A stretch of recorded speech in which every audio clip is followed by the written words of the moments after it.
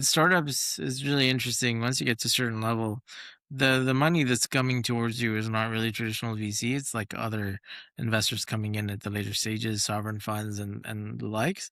And for them, it's just $1 billion. Fine, we can put that down to a single deal, and see how that goes. And if it goes 2x from here, great. That's a success for them.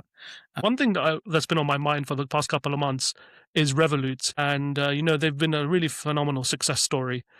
Are you impressed with what Revolut's done, or were you not surprised, or what did you think about when they got the valuation?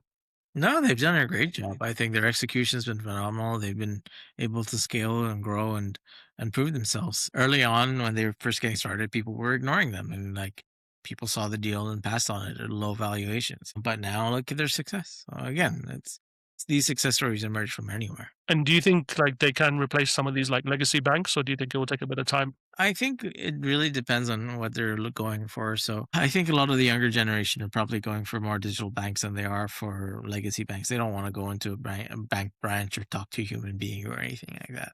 So I think there'll be a generational shift away from the old banking system to the newer banking system. Yeah, it's just I just don't get it, Hassan. Like this Revolut has been around since 2015, and it's got a valuation on, right now, I think, of something like 75 billion at the last fundraise, and before IPO in a couple of years it wants to be at 200 billion.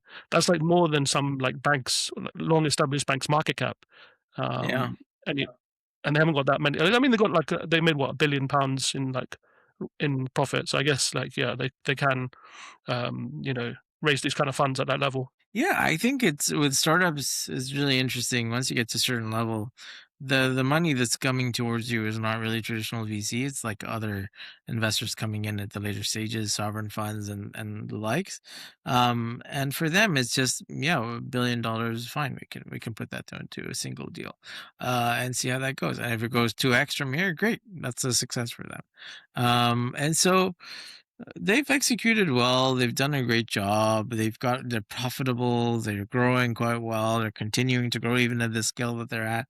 So I think it's a good company to be backing. And again, even at the later stages, that's kind of one of the things you're looking for. And the other big news that's been coming out the past couple of weeks is SpaceX is going to probably do its IPO, and they say it's going to be a 2 trillion IPO when it does Yeah. happen. What do you think about that? That could be the largest IPO in financial history, apparently. Yeah, dude, I don't understand numbers like that. I operate at the really early stage.